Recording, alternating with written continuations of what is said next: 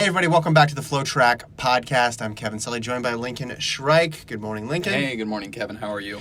Doing well. Very excited to announce that we have an email address officially for this podcast. Oh, we do? Yes. Well, this is breaking news to me. I'm not familiar with this email address. I know you had mentioned this, and I think I've even read the email address, but what is the official email address? The official email address is flotrackpodcast@gmail.com. Cool.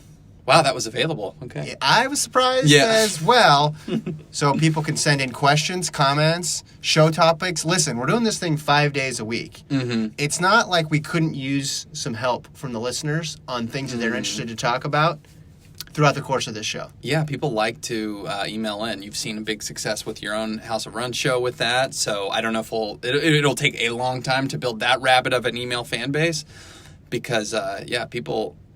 I think they surpass our creativity with their emails. Oh, people are just coming up with the best ideas on email, so I'm excited to read some of those. Once again, flotrackpodcast@gmail.com. We are also on Spotify. You can find us there. We're on Stitcher. You can find us there. Okay. We are on, hopefully, Google Podcasts. That's a thing now, too. Wow. And, of course, Apple Podcasts. Or you can watch our faces on Flotrack.com. It's just a lot of ways to get your content. That is exciting, I guess. And none of them force you to go shake a hand or be breathed on by another person. So Do that's not good. touch your face throughout the course of this. I'm looking at that stuff and they're saying, here's tips to have your kid not touch their face. I can't keep my son from putting his hand in his butt. Yeah.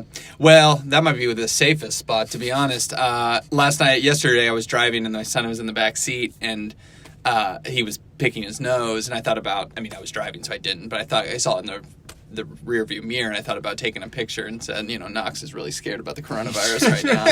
And, no, I know it's a serious matter, but it is impossible to keep a 4-year-old from. Why? It's hard for me to. They had a press conference where the people were saying, don't touch your face. And then the people during the press conference were touching their face. It's human nature. It's very difficult. Human nature. All right. On today's show, we're going to be talking about the professional indoor scene specifically. We're tying a bow on that thing, but we're looking at whose stock rose the most during the winter months in indoor season. I got a couple of names here that I'm going to throw to you. So you can go in any order. We can talk about buy or sell or hold, or we can put these in order. Sure. Let's start first with, I got a list. Let me read the list to you. Sure. And you tell me, of these people, whose stock rose the most during indoors. I'm ready. Donavan, this is very American-centric. So those of you listening abroad, that's why you email in. Say, hey, you forgot about... Well, we can include Jemma Reekie at some point. I'm including Jemma Reekie. She is on my note sheet right here. Okay. Shout out to Jemma Reekie. But I'm saying, holistically, it's very American-heavy. Understandable. Brazier, Schweizer, Houlihan, Purrier, Reekie, Coco, Ajee Wilson, Ulamar Rojas, Mondo, Christian Coleman. Okay. Sorry, I'm just making sure that's still recording. Yeah, we want to make sure we're recording on it. We also don't have any sign of how long this podcast is because normally we have a different audio setup, so this will be fun. We can be in here for 4 to 5 hours. Recency bias tells me I want to pick Karissa Schweizer, and obviously going back just a month ago, I would have said Eleanor Purrier. Both of those women breaking American records. I would say that they both had seen their stock improve, even though I guess you could say Purrier's was knocked down a bit by finishing, 4th in the indoor 3K at USA's a week after she broke the American indoor mile record. Reekie's stock obviously considerably higher, and you could probably give her the biggest boost just from where she started being a relative unknown. But Schweizer beating Houlihan was huge, and it, if you do the transitive property, Houlihan's a medal threat in her event. She got beat by Schweizer. You have to be very optimistic. Obviously, the 5,000 incredibly difficult, but Schweizer, all of a sudden, it's like the M word, not as big of a stretch as it was now after she beat Shelby Houlihan, showed the finishing speed, showed the confidence and the fitness. And so her stock, I think, to me, has improved the most. The other people are so good. You talk about world champions like Brazier and Coleman. It's an accomplishment in its own right just to hold. And I think that's what they did, in my opinion. Well, Mondo, I think. Mondo. I totally skipped. No, that's fine. You're showing your running bias and your American bias, although he trains in the United States. But I go Mondo number one. Just the fact that he separated himself. That's not just from everybody else, but everybody in history at this point. 2 world records will help that. Yeah, and now every single time he's must-watch TV. Okay, so let's go through here. For Coco, buy, sell, or hold. considering what her stock was going in, which was and pretty buy high. it. She almost came with it. She was 4 seconds within her outdoor PB indoors. The BU track is called the BU Launchpad for a reason. It's incredibly fast, but she did that by herself. I don't know what else to say. I mean, she's a medal threat. She stays a medal threat, so you buy it. You certainly don't sell it. Maybe you say she's a little bit better. She's getting older and coming into her prime. You could argue that she was pre-prime last year when she got a bronze. Gold medal threat for sure. And you just don't know what you're going to get out of Obiri. She's gold medal threat in the 5,000? I think so. Because you don't think Sifan Hassan's going to run? If Hassan sticks with her 10 and 15, maybe not. But I think that was a 1-year deal. Okay. Well, also Sifan Hassan may have just had a career year. I mean, it's going to be tough to talk. Career year, but she can drop a couple levels and still beat Coco. I think. No, I understand, and I understand that. That totally makes sense. What I'm saying is maybe that's the best of what she ever had. She's not with Alberto Salazar anymore, obviously, because he's banned from the sport, and you could see reasons for her to drop a level or two. So everyone's a gold medal threat at this point, right? Everyone's like, I'm in the. If you especially have the standard and everything, and you fact check false. No, everybody's. Everyone's in the best shape. They got 20/20 vision. So. Yeah. Well, they were in January. Now it's March. Yeah. Okay. How about Coleman?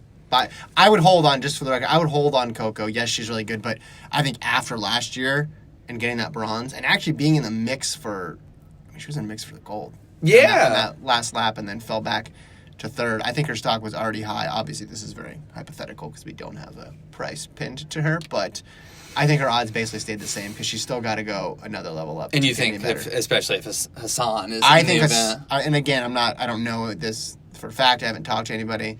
I'm not reporting this. Yeah, got it. But I think Hassan would do the 5 and the 10 this year. Okay. That's just what I think. Based on the schedule? Has she looked at the schedule yet? You got to look at the schedule. The schedule's only been out now for a year. Yeah, so it's not enough time to really look at it at least more than twice. If you're a professional track athlete, you shouldn't have it memorized like I did. Okay, Christian Coleman. Hold. Buy, sell, or hold? Hold. Wrong. Buy. Why? Just one event and he almost breaks the world that record? was pretty impressive. Yeah. He got the one thing he's really, really good at, or he's good at a lot of things. One thing you can hang your hat on for Christian Coleman is your start. Yeah. Didn't have a good start. Still runs 6:37. Hadn't worked on speed yet, he said. Yeah, hadn't even done speed work yet. Which I don't understand. You should have worn your shirt. I don't know why you didn't wear your shirt. I'm wearing it right now, I think. You are, really? Perfect, yeah. Okay. Yeah. So if you see you're watching, I mean, I can't see it because it's covered up with a hoodie because it's apparently hoodie day here in the Flotrack booth. But I would buy. I would buy. Yes, it's very high, but I think the chances of a sub 9.7 have increased exponentially. Wow. But tell me what you're holding. Oh, I just thought he showed up for only one meet. He ran 3 times. Ran very well, and he ran, 6:37. And he now has the top 4 times ever. Some say the king of the 60s. I just didn't, that was maybe exceeded expectations slightly. Yeah. Yeah, some would say king of the 60. Some would have called him king twice in one interview. Oops. Was that you? Yeah. Well done. But good job. But I don't know. I mean, obviously I want to buy his stock. He's the 100. He's so much better than everyone else. But I didn't, to me, that's what I basically expected. Well, do you know what else he got? This, I want to say off season, but this indoor season? No. Usain Bolt endorsement. Oh, that's right. Yeah, that's he's worth been given at least some a 10. interviews. Yeah. Yeah. Bolt has takes. Bolt does, and if you know anything about him, he also has a very good memory. So when he's going to go back to what Noah Lyles said about him and be like, no, Lyles, I didn't like the way he ran the final. He is not a sure thing. That was a bad take. Yeah. For he got a little vengeance. They got a little minor. He's not a sure thing, but somehow Coleman is a sure thing in the 100. I think he has that backwards there. Yeah. Okay, Mondo. I think you still have to buy, right? Yes, you're buying. You're buying that. Even in this market, you're buying Mondo. Yeah, because roofs are needing to be elevated at this point because of Mondo.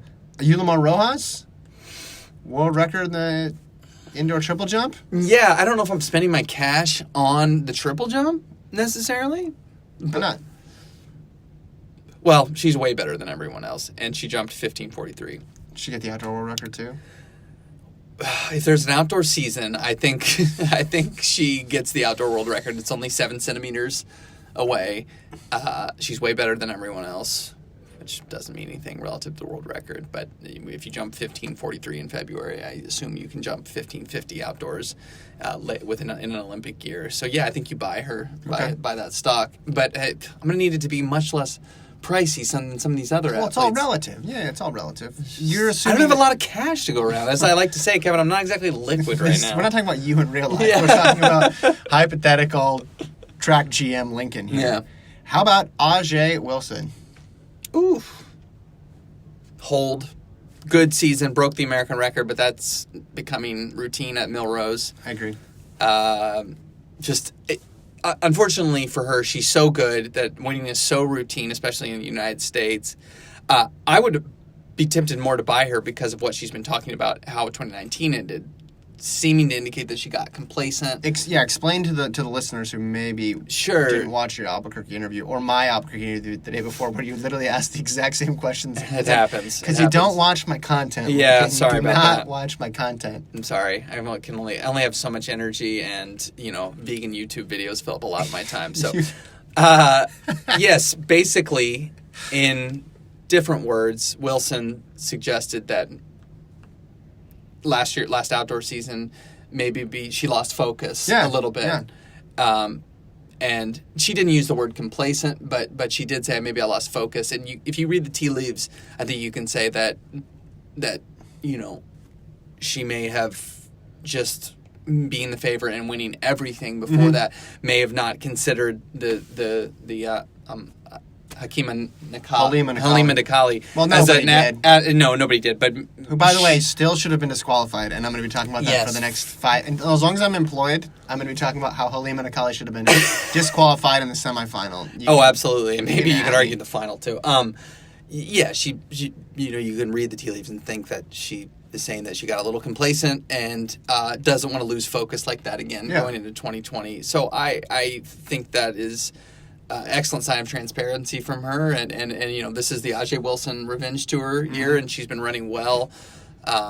She's not trying to just make up for that all-in-one race. She's experienced our all-in-one season. She's experienced and knows that it's going to come outdoors. But I really have enjoyed that from her. Somebody who's typically pretty reserved. Yeah.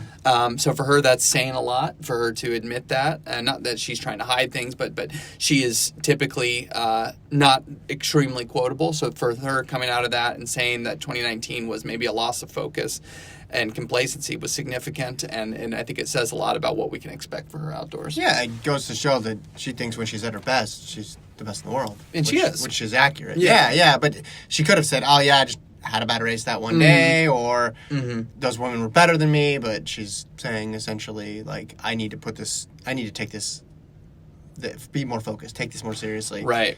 This status as favorite. It has to have been a weird situation where she goes from finishing behind Caster Semenya in virtually every race, and sometimes behind her and Nian Saba in every race, to all of a sudden, last year, she's just blitzing through the Diamond League, winning everything. So maybe that was part of it, and now this year she's going to be more accustomed to that. She's going to have a whole season where she's in front. Sure, that'll add pressure, but it'll also become more commonplace. And look, she knows how to win these things. She can go from the gun and win. Yeah, right. That's her style. That's her race. But you're right. I would hold as well, even given that caveat, just because she's so good, and especially in the U.S. Championship. Yeah, and to give her the benefit of the doubt, I mean, we're all prone to losing focus. I can't remember where I am half the time, but or make this podcast on time, but that's another issue entirely. Last year was such a strange year for her. I mean, you feel bad for, obviously, Nian Saba and Semenya first and foremost, but she goes from having those two women in front of her and wanting to chase them to all of a sudden, oh, no, you're the top 800-meter runner in the world, and that's just happened, and she's got to answer questions about that, and it's kind of she's the best 800-meter runner by default or by virtue of a ruling, and so she has all that pressure lumped on her. She's obviously a professional and needed to be able to adapt to that, and she did admirably. But last year was a hectic year for her, and at least she still medaled, and obviously losing to Nakai. What am I? Halima Nakali. I'm sorry, I can't. She's like run 2:03 this indoor season. I can't do it anymore. And her own teammate Raven Rogers was not expected and was a clear sign. Was a clear upset and should not have happened. But last year was a crazy year. I think things normalize a bit in 2020, and she gets right back on top. And we saw that in indoors so far. That said, I still hold, but I think that's a good position for her to be in. Mm-hmm. Reekie, we talked about before. That's a big buy, right? I mean, what, 157, 417 out of 202, and yeah. I mean, she didn't know what the records were before she broke them. Pretty crazy. And she hasn't thrown her spikes at the British media yet for asking about her spikes incessantly yet either. British media, man alive. Oh man, I can't. I'm out on the. I'm selling the British media. Lincoln takes a big drink of the cup of coffee. Yep. Yeah, I think she's one of those people though. When someone pops up like that indoors, you want to see them do it outdoors though too before you really really believe it. So of course, I want to see an early season diamond. But if she runs 157 in the 800 outdoors. Oh, right. Yes. Of course. She could be the biggest threat to Ajee Wilson. Yeah, but I want to see it. I want to see it in early season Diamond League. Haven't started outdoor seasons yet. Well, I know. I'm not saying she needs... There's no sense of urgency. All I'm saying is... Oh, there's a Kenny Bednarik workout up. Sorry, we're just looking at the monitor there. Oh, yeah, there we go.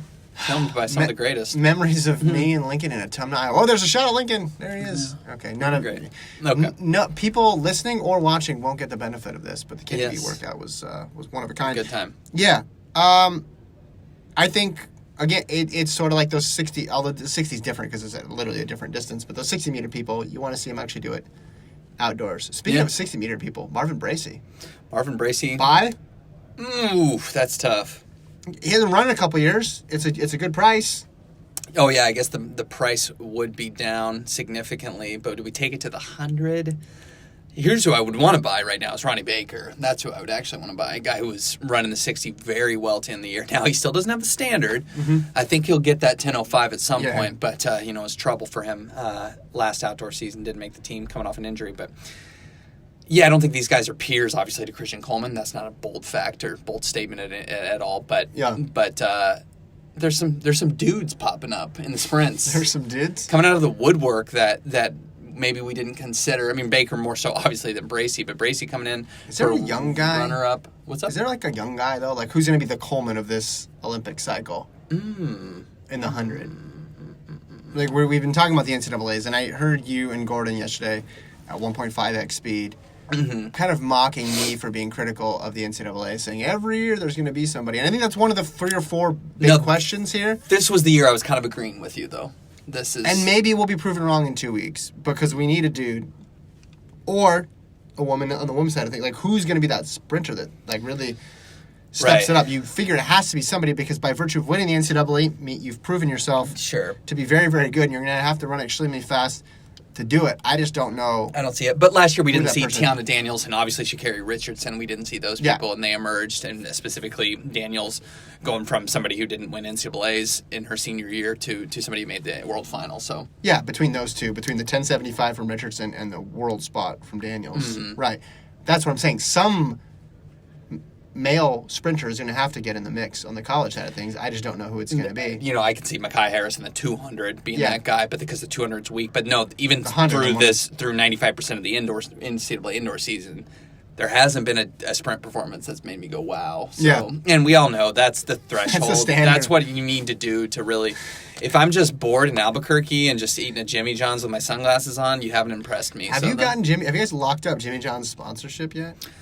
I know. We were talking about it a lot. I was watching a Netflix show last night with my wife, and it was set in Atlanta, and they were doing B-roll before they got into the bit, and it was a guy on a bike carrying a Jimmy John's bag, and it just felt so perfect. We saw that guy, remember? Yeah. We were in the course preview. We saw that. It's just how many WeWorks did he go by? Yeah, I didn't see any, but it's just this is too perfect. Jim and John are everywhere. So, anyways. I figured out the perfect order at Jimmy John's, and now from the last time we were in Albuquerque, now I forgot. Because I was like, oh, can I do this and add that? And the guy's like, no, what you really want to do is do number whatever and add this. But now I can't remember what it is. So yeah, Gordon has the menu memorized. He'll be able to help us out. Well, he just needs chicken, and they pull out Chipotle sauce from the 7-Eleven next door, and then he's got it down. Anyways. All right.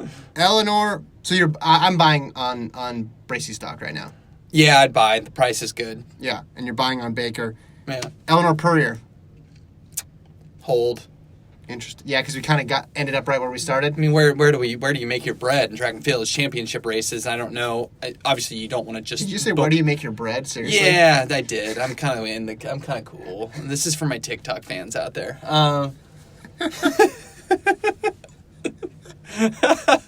Okay, so it's in championship races, and I don't know if she's done anything that's demonstrably improved in the championship races. And so, bread is at a premium right now, and the 416 was fantastic, obviously. But in a 5,000, that's going to include Schweizer, that's going to include now Vanessa Frazier.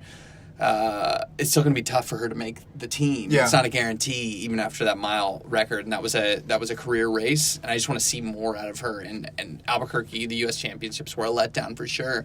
And after getting fourth in that 3K and then bouncing out of the 1,500, it wasn't what I wanted. Mm-hmm. If I'm a fantasy team, that's not somebody I want to draft right now. So now we're switching from buy, sell, and hold to fantasy. Mm-hmm. Yeah, I tend to think. If you go back and look at how well she did in Doha, she was running really well. Sure. Probably got obscured a bit by how well Schweizer ran and how just insane the whole meet was. Of course. On the U.S. side of things, especially with Houlihan running 354 and Brazier breaking the American record, Yeah. We didn't have almost space to pay attention to the people who were outside the medals or who were outside the records. So she already started from a pretty high spot. Now, she exceeded that with the American record in that mile and how fast she ran. And she ran equivalent to well under 4 minutes for 1,500.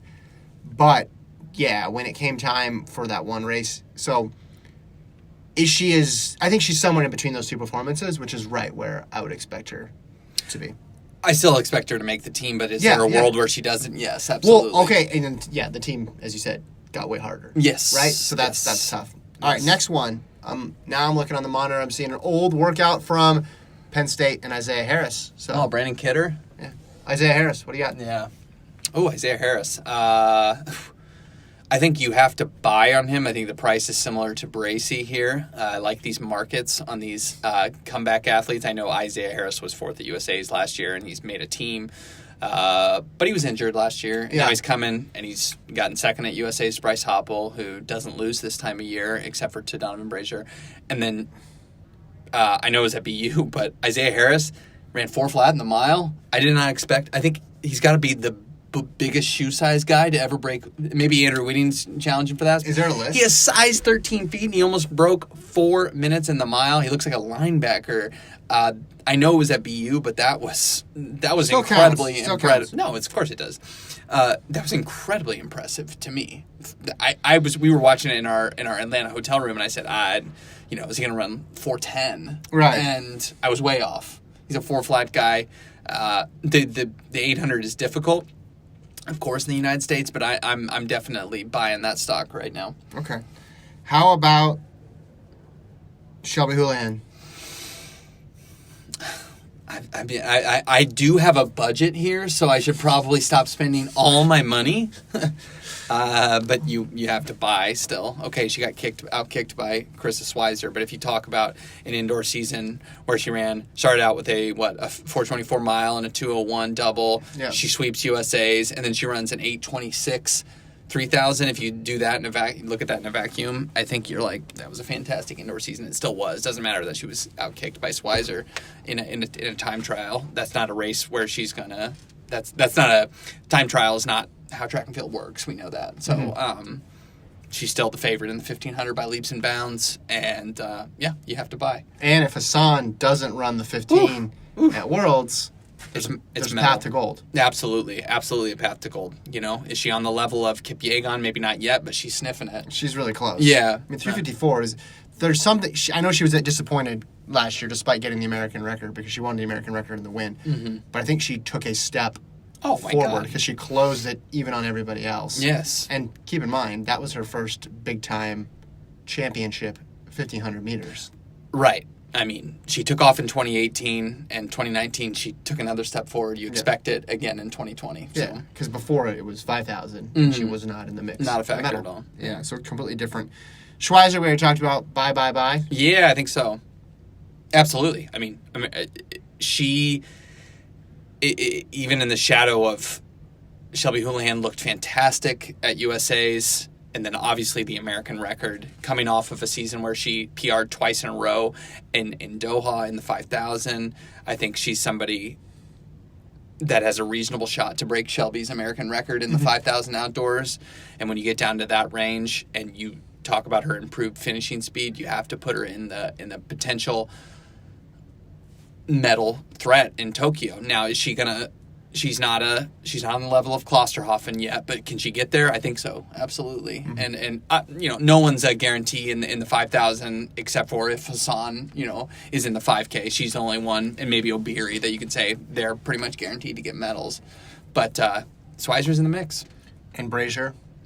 I mean, bye. I don't, unless I'm out of money by this point, which I'm always living out of money, so it's fine. But there was a limited range with which he could improve. And he managed to do it. He did it. He did a little bump. That 24-second last... I mean, when he broke the American record while trying basically an experimental race plan at the Milrose Games. I want to see how you race when you're behind, was what Julian said to him, and he still broke the American record. Well, didn't he show that last year at the Diamond League final? Right. Yeah, I didn't know why we needed to prove that again. I don't know why we needed to I didn't believe what I saw in the Diamond League. So, Diamond, can you do it again? Right. Let's say Nigel Amos goes out at 138 pace. I'm going to need to see how you come back on when him. he comes out. Yeah.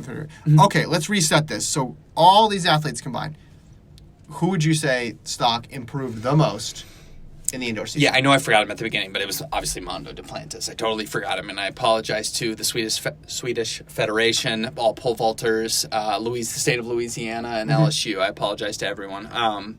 His stock clearly improved the most. He took an event where the pole vault is like, it's kind of whoever has it on the day, to now he's the clear favorite, which is saying something very significant, considering Sam Kendricks has won 2 world titles in a row. Anything short of gold in Tokyo, if they have the meet, is a huge disappointment for somebody who has jumped 6.18 meters and could have gone higher. Yeah, and probably will go higher. So I mean, pre-classic, those guys are gonna. I wonder if he'll do the Texas relays. He likes that runway. That'd be a nice world record. Maybe you can do like a Flotrack event. What's wrong with the Stanford invite? Yeah, Peyton Jordan pole vault. I'm there. I'm in. All right, what else you want to talk about? I mean, let's see, Kevin. We're at 27 minutes. People are going to want this to run an hour. I mean, I know you've been down on the NCAA meet a little bit, but the distance races, we can talk about some distance races. Maybe we can run through, not to toot my own horn here, but we can talk about some content my 5 takeaways, and maybe we can riff on those a little bit. We can start with Danny Jones running the mile 800 double. Colorado Twitter had a thing talking about all their qualifiers, and they pointed out the DMR team is blah blah blah, Rachel MacArthur, somebody else, and then TBD is the anchor. Do you think it's possible that Danny Jones runs the mile 800 and the DMR? Is that the reason? No. Okay. Well, that was a good conversation. I'm glad we had that talk. I mean, do you think that she would triple? No, I don't. But 5 races in. I'm just thinking, like, what is the purpose of her running the 800? Yeah. I think you guys touched on it yesterday, which it would be a good idea for a column. I was actually going to text you and be like, hey, you should write an article about this, but you already, I guess, did your fill for NCAA content here. But yeah, I'm done. I mean, the 800 to 5K, or sorry, the 800 to cross range is insane. It's absolutely insane. TBD is probably, if something goes wrong in one of those races, or she's just feeling like everybody falls down and she can jog a 2:30 in the 800 and still qualify, and it doesn't really count. I think that's why it's a TBD. I think doing 3 races, it's not even 3 races in one day. It's 5 races in essentially 24 hours. Yeah, within an Olympic year when she has a pretty legitimate shot to make the Olympic team. I mean, not over 50%, but she's got a decent shot to make the team. I mean, don't get me wrong. I'd love to see it if she can do it. I just don't. If I was betting money, if I had money left over from our buy, sell, or hold exercise, I would say that she's not going to run. I just look at it as a scenario that's like an absolute things go insane type of a thing. It never happens. It's at altitude too, which is. But I look at it as, okay, let's say some world where she sweeps the mile and the 800, which the 800 is incredibly difficult. She's given up more than 3 seconds. Yeah. And then somehow McKenna Morley wins the 5,000, and then they win the DMR. Wait, what? Are you doing a Gordon thing now? Yeah, I am. Everybody wins everything. This is sad, but this is what I was thinking of when I was going to bed last night. You think Colorado can win the meet? No, but I mean, like, what?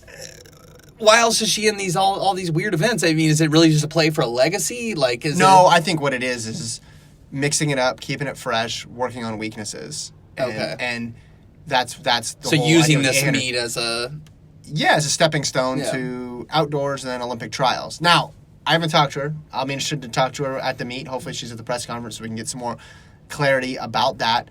But I think we're really forgetting how the 800 is hard. Nia Akins is really good. Nia Akins made a U.S. final last year. Yeah. She ran the second fastest time in collegiate history. Am I right with that? Yeah, 2:71. Yeah.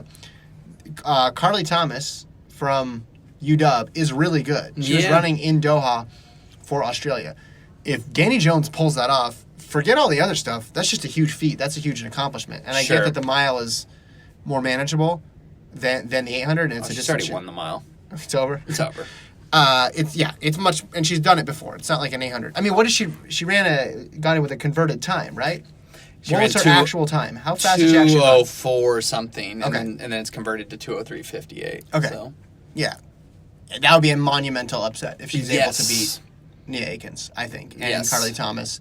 No, I think it's just try new things. Mm-hmm. Let's sort of experiment. I mean, you forget, for someone like, there's some athletes where this is the end-all, be-all. There's other athletes where they have this huge long-term plan. Yes, of course. And the indoor meet, you want to win it, but is it the entire focal point of your season?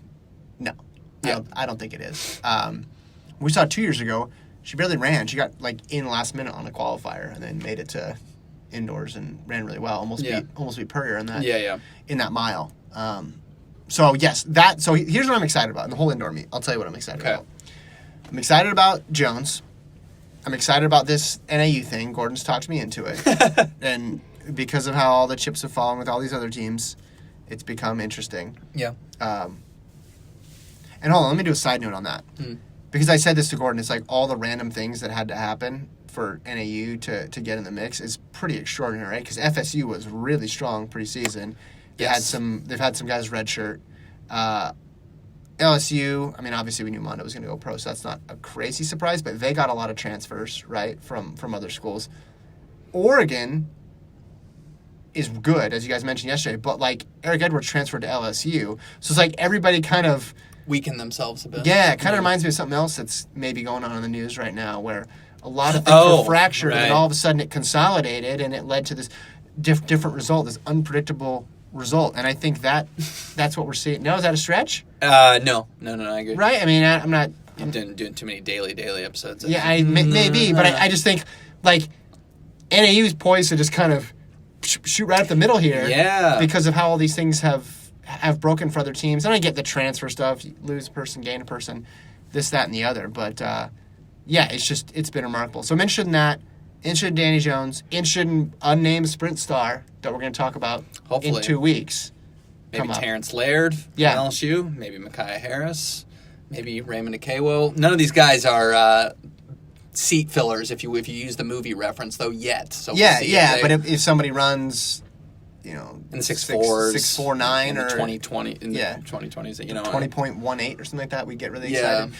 And I'm also excited for the women's 3,000, just in and of itself. I wish Danny Jones was in that race. Yes, I think that would be awesome to see. But you still get Monson, Fresh, Kaladi, Izzo, Orton. Yeah, it's gonna be a good one. It could be even better, but it's still pretty good.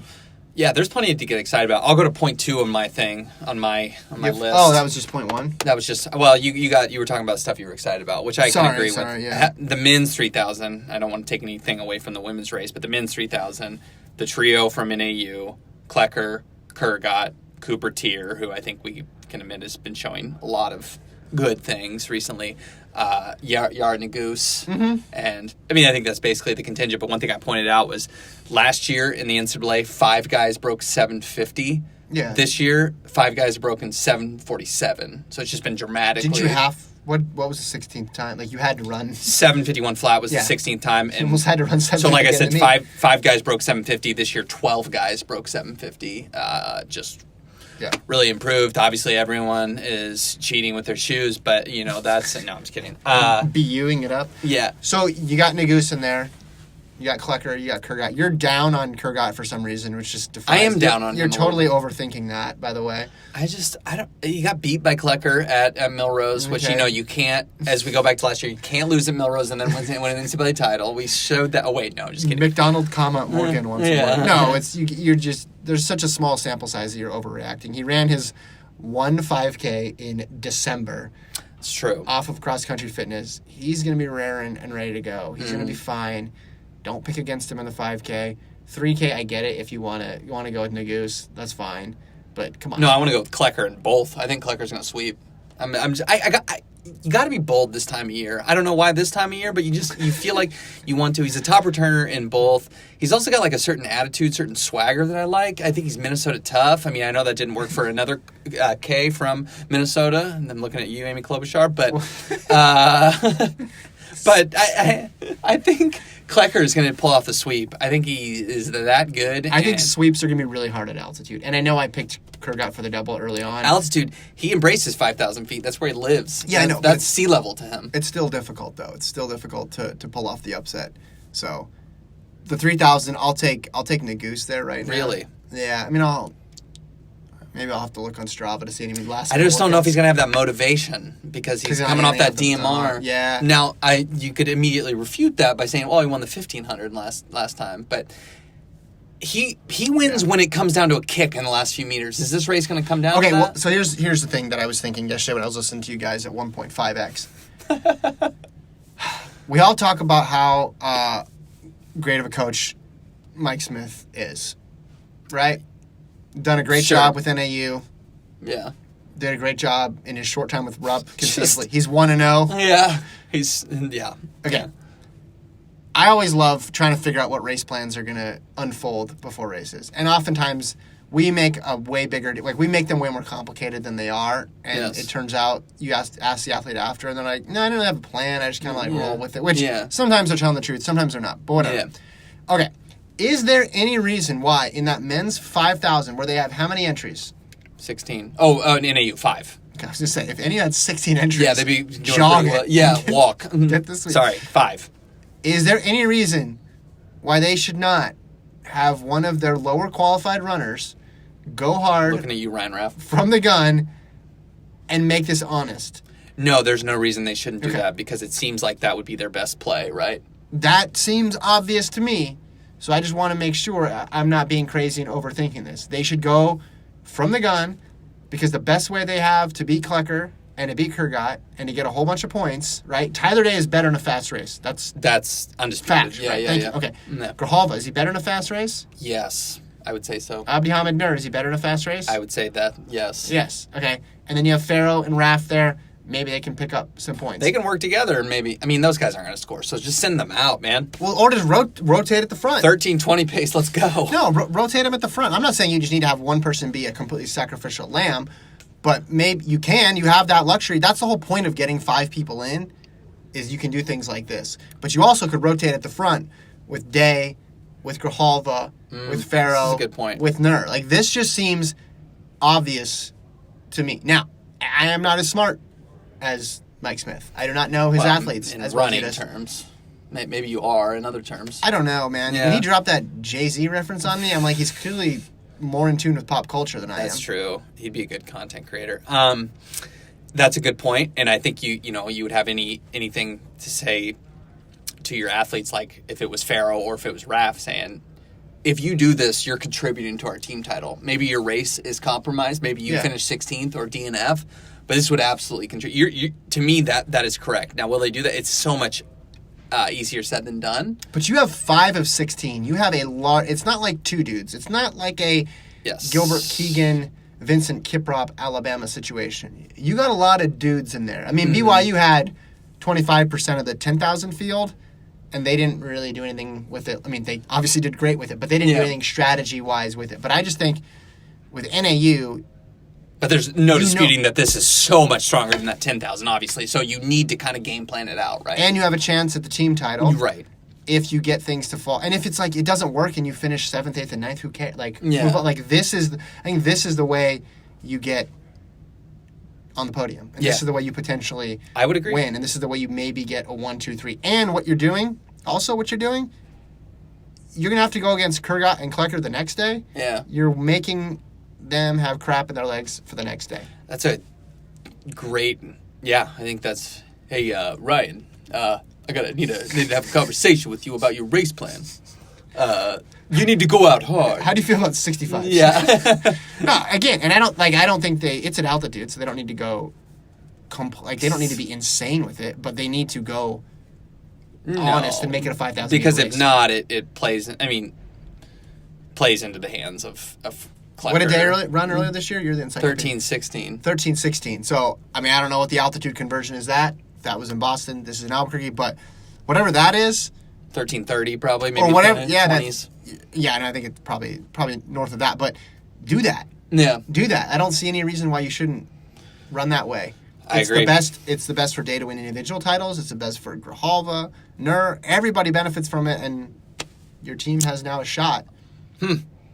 I would agree with that. You need multiple scores, right? Yeah. If you're going to win. You need multiple scores. If you want to have the 3,000 matter, the second to last race, you need to try to make it happen. They have to have obviously a huge first day. They clearly have to get Beamish and probably Quacks through, and then they need more than they're projected to get 14 points right now in the 5,000. I think that would be a very good day because that's projecting Nur to score, which I think is iffy.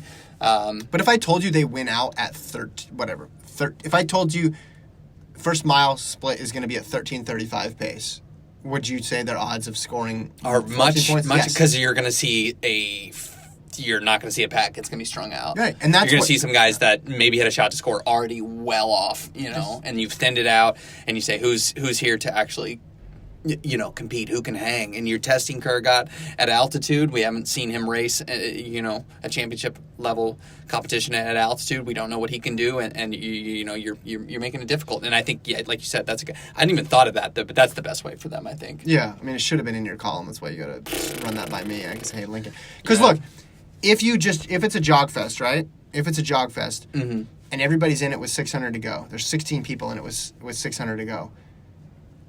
There's a lot of kickers in that field that can close faster than NAU. If you string it out and you make it so of the final group of 6, there's 3 people in it from NAU, or of the group of 8, there's 3 people in it from NAU. Even if you don't win, you're at least cobbling together some points. Yes. You run the risk of not even getting anybody in the top 3 or 4 if it just comes down to a kick and maybe only having 2 scores. Yeah, you're right. No, that's absolutely what they should do. Again, easier said than done, but if they're truly going for this, which I think they are. Well, even if you're trying to just get Tyler Day an individual title. Yeah. Or Luis Grijalva an individual title. Yeah. That's what you got to do. 3K, how many do they have? They got Beamish, 3, Day, and Grijalva. Same thing. I mean, I guess you could maybe you want to throttle for Beamish. Beamish's kick, yeah.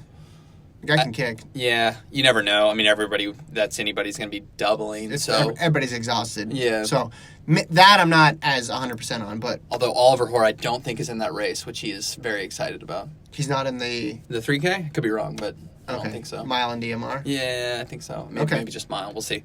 Mile's going to be. I mean, the Goose, Beamish, Hoare, and I'm sure there's going to be a surprise in there. Mile. Oh, not Nagoose, sorry. Yeah, not Nagoose. Beamish, Hoare, who's our third guy there? Well, Villarreal, and then Hunter. Charlie Hunter. Okay. Yeah.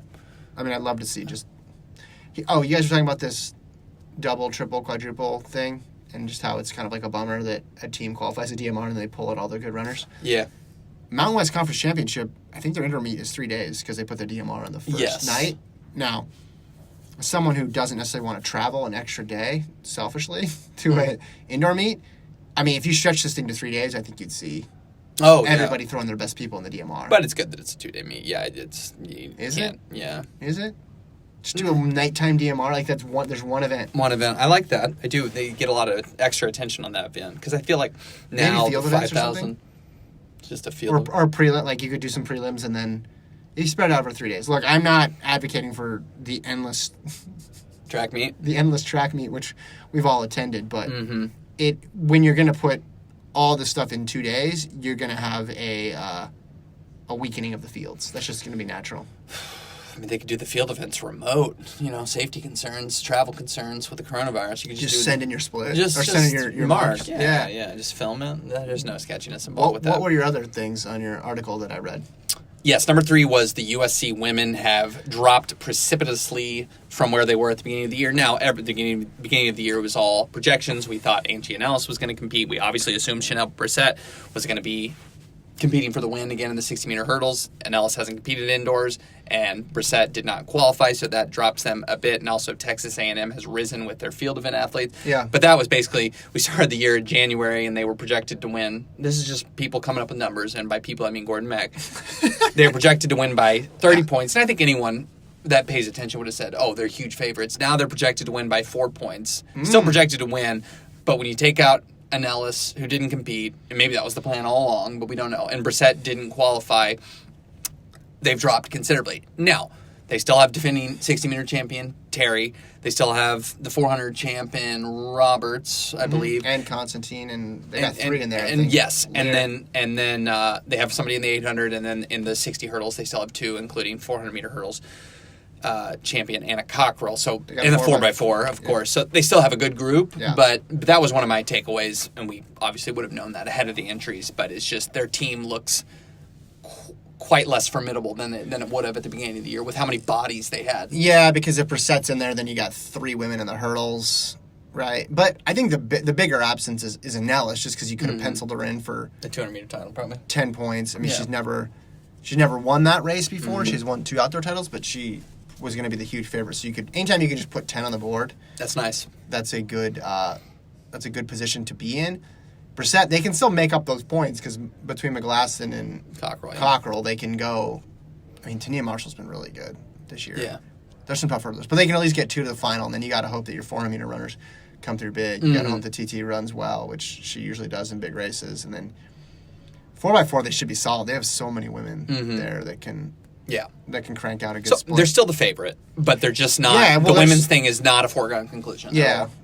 And it was going to be interesting to see if they could pull off we win every single sprint and hurdle. Does not look like that. But outdoors, they could still do that. Yeah, right? They have a shot here because Lene Tava-Thomas is in the 200, but not the favorite by any stretch. So no, it's an accomplishment to get that many people into the sprint events, but. Outdoors, I think they're going to be really strong with Anellis going for the 3-peat, Cockrell going for the repeat in the 400 hurdles. Brissett is going to be solid. She was second last year. Yeah.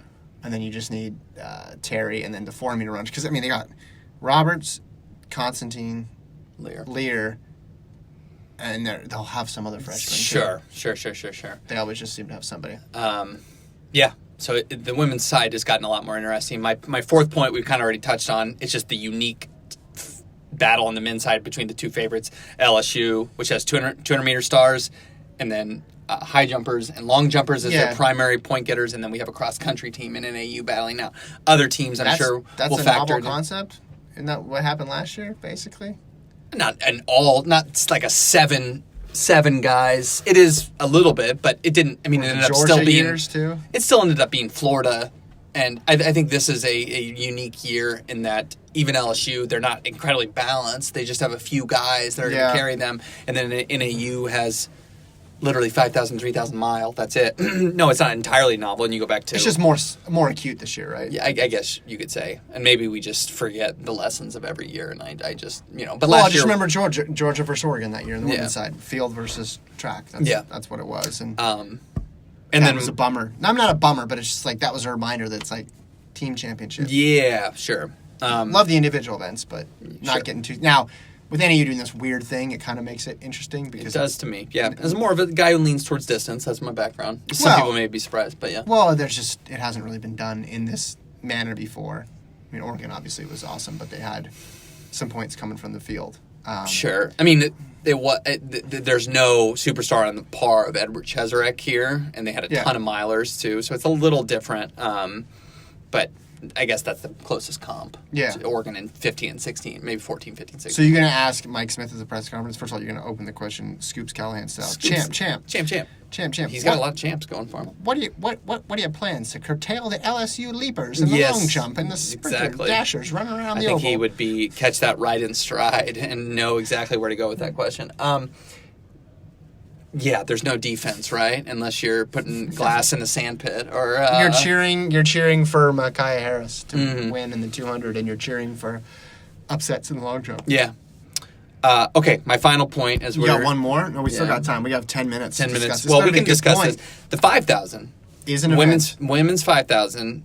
You in on that one? Yeah, I think the Kaladi versus Izzo rematch from the BU Sharon Collier Classic from December. Kaladi versus Izzo rematch? Izzo. Yeah, I mean, it's the meets in Kaladi's backyard. Yeah, Kaladi's favorite. She's the favorite, but I mean, I'm editing that workout Wednesday right now. She looked pretty good when we filmed her last month. You almost ran over. Did almost take out this event. That could have been problematic. That would have been bad. Listen, the 3K is better though. It is better, but I had to have a fifth point, and I was running out of time. But why didn't you want to talk about the 3,000? Well, I did, but my point being that this event looked like it could have had Danny Jones and Whitney Orton, and now it's just between. Well, can you imagine if it had Danny Jones, Whitney Orton, Werner, and Monson? No, it'd be a lot better. But that's what I'm saying. The point being that it's now a crowded event that looked like it was going to be competitive between a lot of women. It's now down to just 2. Here's the problem with the women's 5,000 in the NCAA level. The best women's 5,000 in the NCAA is run in December. Right after cross country. That's and it's true. hard to live up to that. Because we love the fast times, they're exciting, but we also get matchups there because all the top women come. And it's super cool. And then you get to see if someone gets payback for cross country. Yes. Which Werner did. And Izzo did. Yeah, although they won the team title, so.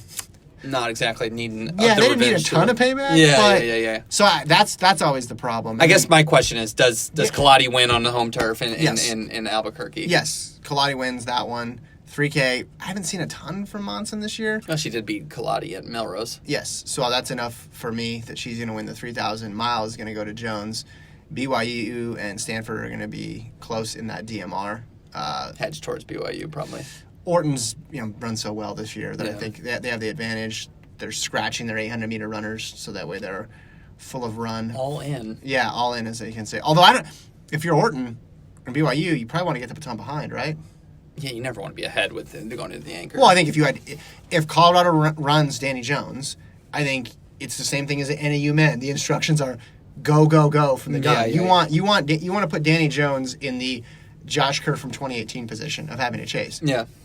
But Danny Jones probably isn't going to run that. So probably don't go with the Josh Kerr example from 2018, but that's not here. No, I mean, you're Virginia Tech against Josh Kerr. That's what I'm saying. Like, you need to put pressure on them to where they have to come from behind. We've come into this scenario where everybody thinks the magic way to win the DMR is by getting the baton in second and sitting there and then having a really good miler and kicking. Yeah. Virginia Tech was like, a couple years ago, we're like, no. Yeah. We're going to make this a real DMR. Yeah. We're going to make every single leg count. Now, it helped that they had a really balanced and strong team, but they ran the legs off everybody. Yeah. And if Colorado did run or does run Danny Jones in the anchor, the other legs need to take advantage of that in the other team and make it a full race. Yeah, BYU and Stanford need to take advantage of the fact that they have a better 1,200 runner and they have a better 800-meter runner and put distance on them. Yeah. But if she's not in the race and you have the best miler, I would guess that BYU would probably rather get the stick slightly behind. Sure. Yeah. And then sit on probably Ella Donahue, I'm guessing, who's a good miler in her own right. And then 800, I'll have Nia Akins. So those are my distance picks for the women. I know we're like a week early on this, but I don't think too much is going to change. They're not going to race in between. I know, but I like to dig into the numbers and really investigate. Right. Men, I'm not ready. I'll do men next week. I said Nagusa, not 3,000. That's where I'm leaning right now. Who's going to win the men's 8? I mean, that's. Oh, I think Devin Dixon's going to do it. Oof. I think he's going to pull it off. I'm not ready to buy. He's doing a reverse. So he tried before the run 145 and then get beat, which. In retrospect, I mean, losing to, I know he drifted back, but losing to Hoppel, not a bad loss. No, he got That's a guy whose stock went like that. Yeah, he went straight north. Yes. So I think we have the reverse this year. I think he's going to be ready to roll. He's good at altitude. I think Isaiah Jewett's going to do it for the guys in indoor sunglasses. Strong group out there. Yeah. Who's your all indoor sunglasses? Did Martin Rooney ever wear sunglasses indoors? He wore sunglasses. Terrence Trammell, did he wear indoor sunglasses? Yeah, he wore sunglasses a lot. I mean, Otto ran some indoor races. I'm sure he always liked wearing sunglasses. Yeah. That'd be big. Caleb Ndiko indoor beanie. That was just That's next level. Yeah. That's next level. A little chilly in here. Indoor jacket. Indoor full tights. I want to get the story. We need to talk to him in Albuquerque about it. Yeah. So you're confident in that 800 pick. Mile, I'm leaning. Man, it's gonna be a tough race. If Carlos Villarreal could somehow position himself well, he just needs to. Hey, Carlos. Think back to Lima, Peru. All right, I'm ready to go. Pan Am champ. Pan Am champ. I'm not going to change on Kurgat winning the 5,000. Men's DMR. Notre Dame. Notre Dame. Again, I just want to go back and say this again. How much I enjoy what Notre Dame does in the DMR.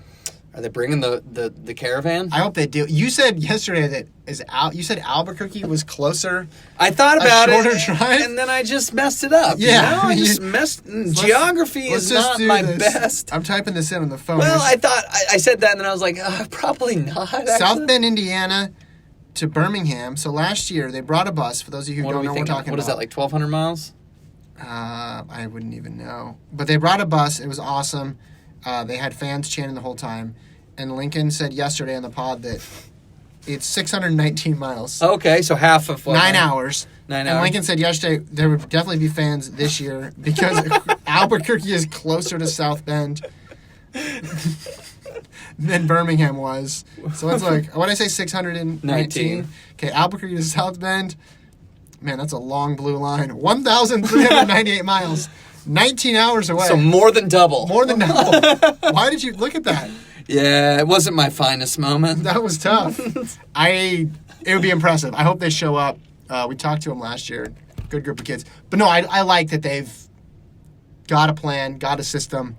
They do it, and they're defending the belt. Like, they got the same group, right? Yes. Let's run it back. Yeah. I mean, crucially, Nagoose. Nagoose just wins DMRs and wins races that come down to the last 100 meters. But if you want the belt, you got to go through them. Yeah. That's awesome. I like that. They didn't switch it up, and then it's like, well, we would have won if we had. No, they're putting it out there. Yeah, no. And 2 years ago, they almost won. Yes. With Flotrack on that race that I mentioned, which was a cool DMR. Let's run it back, and Oregon's, even with the collegiate record, that's a tough beat. Yeah. Nagoose is, topped out last April's kick rankings on my side, and he's I haven't touched him since because he's still the best kicker. He's in still, the NCAA. man. Lincoln's kick rankings were famous. Just a great contribution to running journalism. The zeitgeist, if you will. Yeah. I wonder. So can Wisconsin get in the mix there? I don't know. They lose. I mean, I know it was close between Hoare and Nagoose at Notre Dame, but. I don't know. I don't think he's got Nagoose wheels right now. He's good, but I think Nagoose owns his soul right now, and I think you don't get that back. Soul owning? Yeah. I don't know, man. I think this stuff could switch, especially in the mid distances. I mean, who saw Beamish coming last year? Nobody, but now you're going to see him. 406. Yeah, now you're going to see him coming, and so it's certainly a possibility. I think in the mile. I think Hoare wins the mile and Nagoose wins the DMR for Notre Dame. What's the best strategy for Oregon to win the DMR? I mean, it's to try to run fast, right? I think. That's all you got? Of course it's try to run fast. You mean, like, from the gun. Yeah, okay. Not. Yes. No, try to make it legitimate. And I think because they have better guys, I think 1 through 3 than. Right, because they're going to go West and Hunter and Tier, right? Yes. And I'm assuming they have the best 400-meter runner in the field.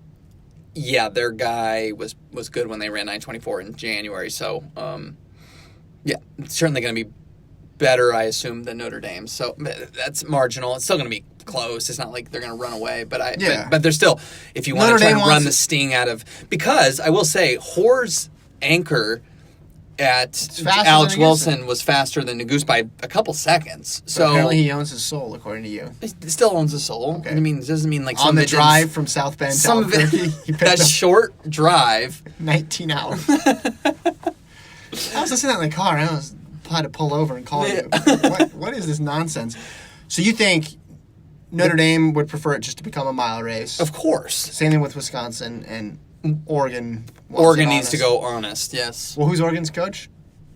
Ben Thomas. Where do you used to coach? Virginia Tech. What do they do in 2018? Won the DMR title. I'm just plotting out all the strategies. There's here. a lot of storylines that you can. Then he knows how to coach a DMR. You famously said it.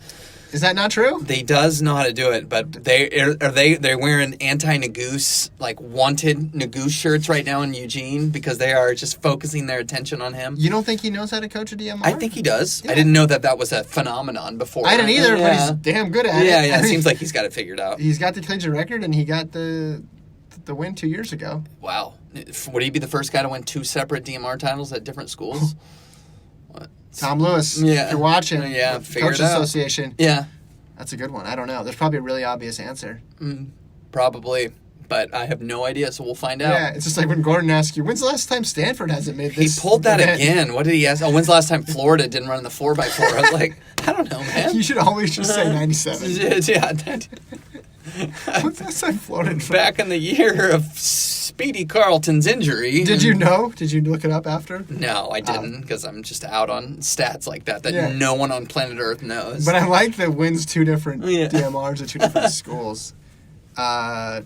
Milt? I know, did Stanford win? No, Stanford didn't win one, right? They did. Yeah, they did. Okay. The men did. Was Milt there? Yeah. I think he was there. Georgetown? I don't know. No. I'm just making stuff up. Yeah, I don't think North Carolina's got a shot this year. No, I meant I know, previous. previously. I'm trying to think of people who've been around for a while. It's tough. Again, if you know the answer, flotrackpodcast@gmail.com. Ready for it. That's it for this week's show. It's going to be me and Gordon in here tomorrow to close out the week. And then next week we'll get you going with more NCAA indoor stuff and probably some news as well, too, because there doesn't seem to be a dull time in track and field. Always something to chat Something about. needs to come out, whether it's post-trial stuff, those shoes getting sent off to Monaco with somebody's heel stack too high. Yeah. I'm just kidding. I don't know. But there'll be stuff starts to roll out. A little bit of a lull here, especially after indoors ends. It's like, got a bit till we get rolling. But hopefully the news is not coronavirus related, so that's all I'm hoping. Way to end it on a positive note. All right. We'll talk to you guys tomorrow. Bye.